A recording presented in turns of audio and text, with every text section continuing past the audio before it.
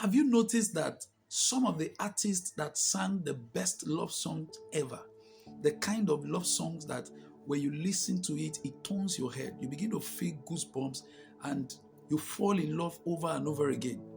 The people who sang those songs, who composed those songs, study their lives.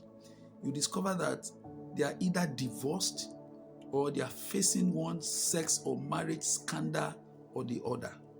That is to tell you that the gift of a man, what a man or a woman does outside, should not just be the reason why you are marrying that man. That gift does not qualify that man, that woman to have an eternal role in your life. I know what I'm saying. Some of these very funny people you see out there, when you meet a guy, wow, this guy is so funny, he makes me laugh. If I marry him, I'm just going to be laughing for the rest of my life and all of that. If you check the life of some of these comedians, they are not funny at home. They are not funny to their wives. They are not funny to their children. Some of them don't even crack jokes with their wives. So those things that you see outside is not enough to make that person your life partner. So in church, you see somebody that is ministering on the altar, sings very well, plays music very well, and so on and so forth. All of that is not enough. And like I said in one of my previous videos, you need to understand the role of each person in our lives, in your life. Everybody that comes across your path in life has a role to play. So many people you are going to come across in life, some in school, some in your neighborhood, some in your workplace, some in your church, some in the bus as you are going to work, and so on and so forth. You are going to, in fact, some people online, you are going to meet a lot of people in life. And each of these people has a role to play in your life. The mistake, however, is that we miss the role of these people. And the reason why we miss their roles, for example, somebody is in your life just to be a counselor. The person has this talent of counseling, that anytime you are depressed, anytime you are confused, and you don't know what to do, when you call on this person, the moment the person speaks, all your confusions will disappear. Then the next thing you begin to think is that, why not just marry this person? So if I just marry her now, so she will just be counseling me every day. Every time I have a problem, is it that counseling? Is that the only thing that you need in a woman? What if that person is a good counselor, but she's disrespectful? If you see a man, oh, this guy is so caring, every time I call him that I have a need, he just gives me that thing that I asked for. What if that person is a woman beater? So learn to limit or to know the boundary of each person in your life. Everybody has a role. Don't miss the roles of people in your life. The person that is meant to be your advisor should not necessarily become your lover. There are people, their role in your life is just to link you up.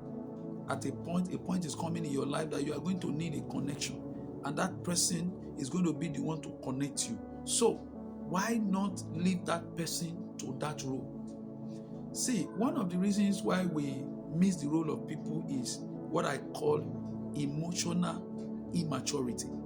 I will explain. There are some ladies that just greet them.